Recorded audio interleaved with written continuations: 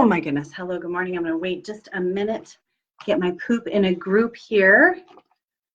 There will be notes with this conversation so I don't forget or miss anything.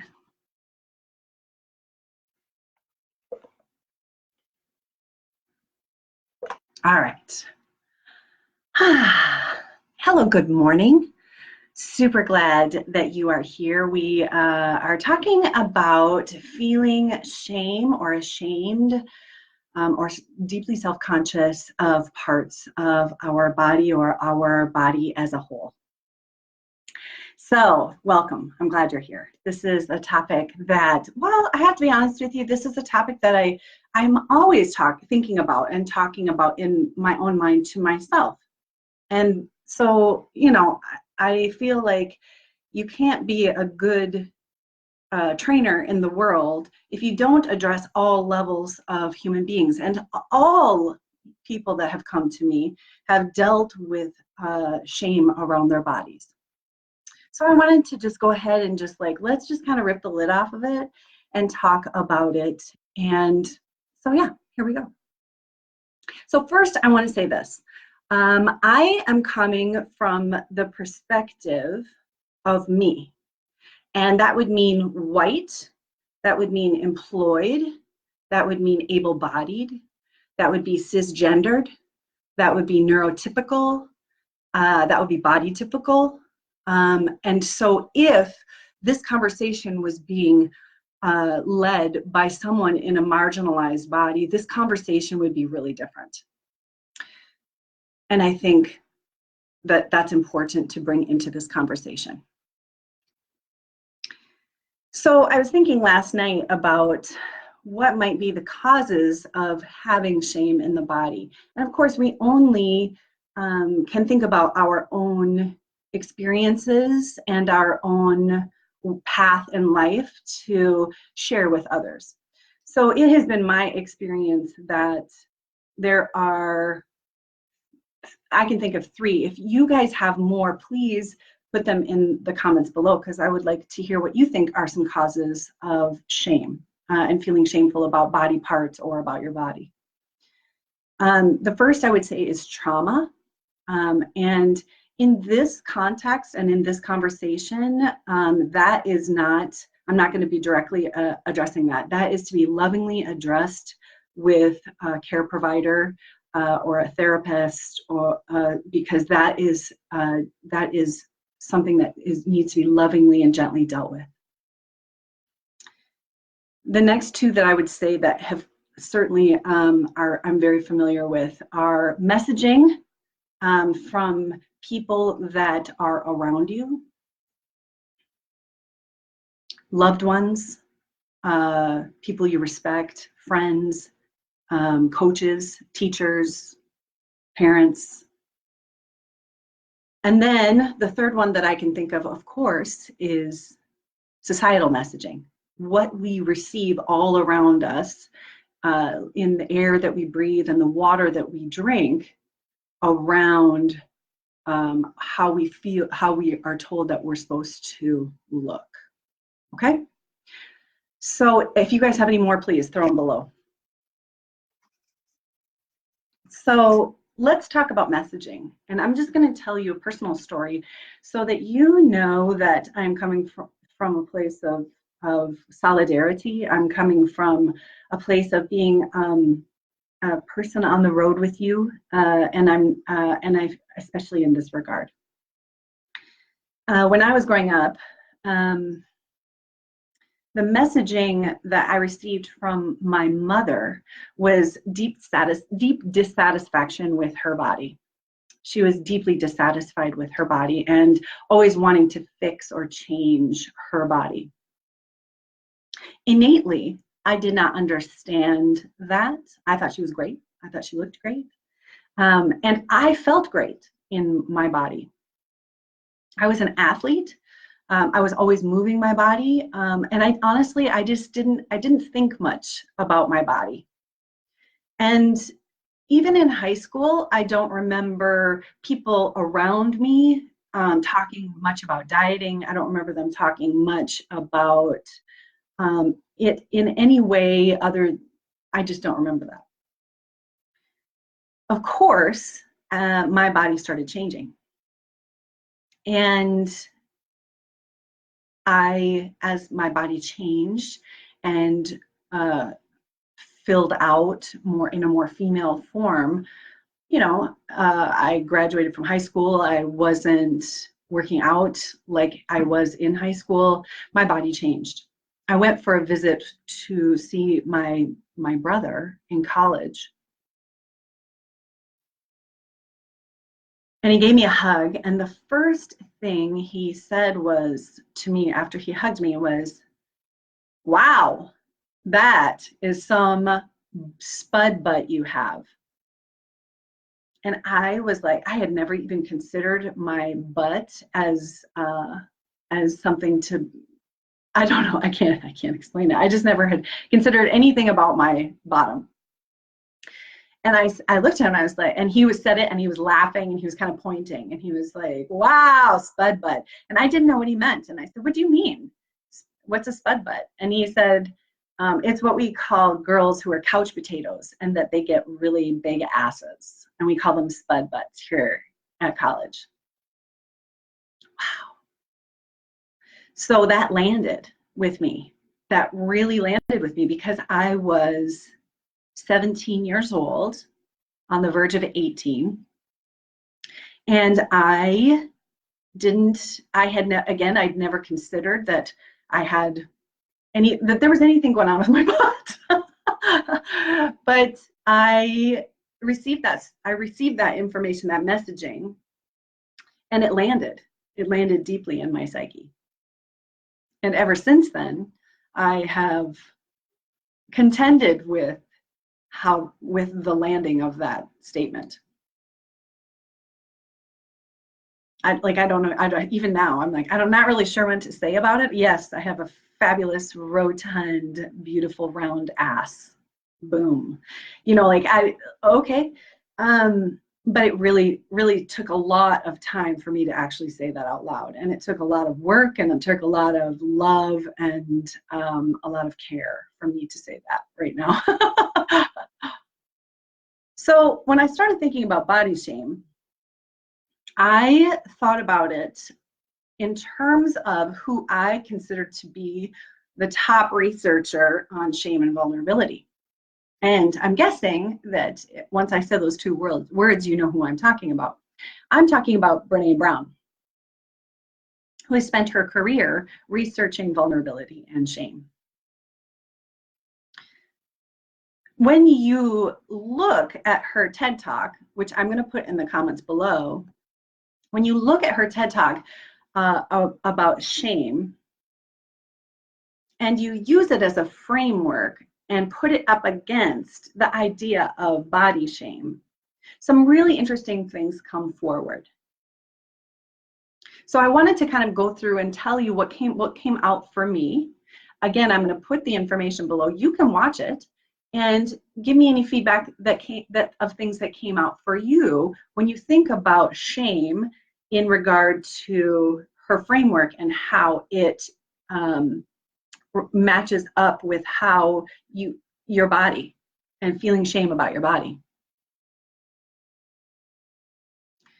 Some of the things that she says about shame are that shame is the swampland of the soul. It is no surprise to me that there are very few people on this call and that I got very few responses about body shame. Even though I know in my history of working with people that 99.9% of people feel it. It's because it's very painful and it's really difficult to talk about. She also says that shame is an epidemic in our culture. I would agree with that. She says shame is organized by gender. And for women, how it shows up is do it all, do it perfectly, and never let them see you sweat. That's a pretty high bar. That's a pretty high bar. Think about that in terms of your physicality. have it be perfect, have it look perfect, and have it look easy. I have this perfect body. I have this perfect body, and I put no effort into it. Whatever all of that means. I mean, but you see, if you put it up against the idea of physicality, how that could play out. Then she says, shame for women is the web of unattainable expectations of who we're supposed to be. Unattainable expectations, internalized, unattainable expectations of who we're supposed to be. The physical ideal, as an example. In our mind, what we imagine, the physical body of the perfect, in our mind, woman, and how, under the framework of shame, it's unattainable. She says Boston College did a study about what women do to conform, and this is in the United States, what women do to conform to female norms. You ready? Be nice, be thin, be modest, and use all of your available resources for your appearance. That is what came forward for women to conform into the United States Society of Female Norms.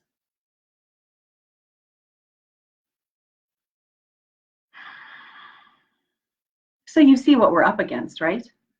Please, someone give me a thumbs up. Give me a thumbs up if you know what I'm saying. She says shame flourishes under silence and secrecy and judgment. No one wants to admit that they feel shame about their bodies. No one wants to admit that they feel shame, period. And so they're quiet about it. Yes, friends, they're quiet about it. I am like, rip the cover off. Woo! This is something that as women we need to share and talk about. Because if shame flourishes under silence, secrecy, and judgment of ourselves and others, then it's just going to keep going. We're going to keep doing it. It's going to keep happening. She says shame, again, we're talking about Brene Brown and her shame TED Talk, which I'm going to put below. Shame dies in the face of empathy.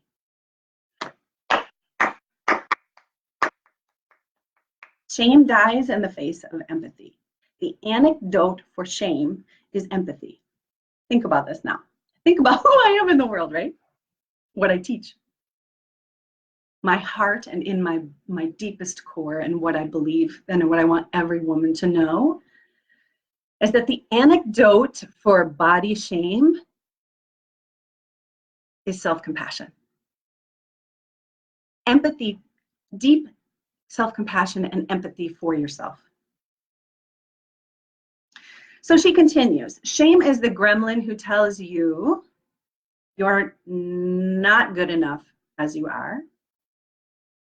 And it tells you, who do you think you are? To be content, and again, we're putting it up against the framework of physicality and body shame. Who do you think you are to be satisfied and content in your flesh? It's revolutionary.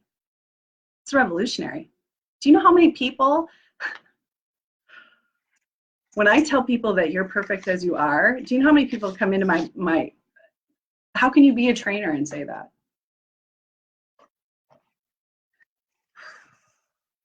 It's because I'm not talking about your physical body. I'm talking about you as a human being perfect as you are, and you approaching your physical health from that place of deep love. Because the tone of which you approach your health and wellness then turns, and it turns from this frenetic hamster wheel of dieting and exercising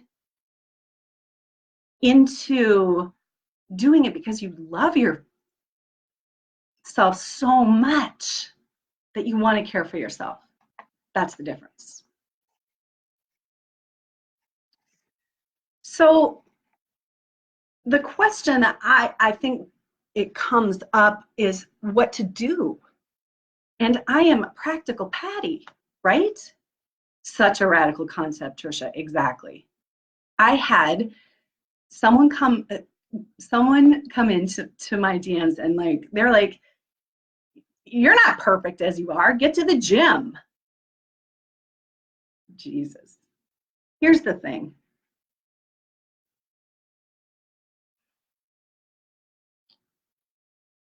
I think that as a practicality, what we need to recognize is that if it's possible for us to step outside of the messaging that tells us that you're not good enough as you are, and who do you think you are to be satisfied in your flesh, if you can get outside of it and recognizing it as outside of yourself, and that it's outside information coming in versus inside information moving out, right? Then you can start to create a little space between you and that gremlin and the shame gremlin.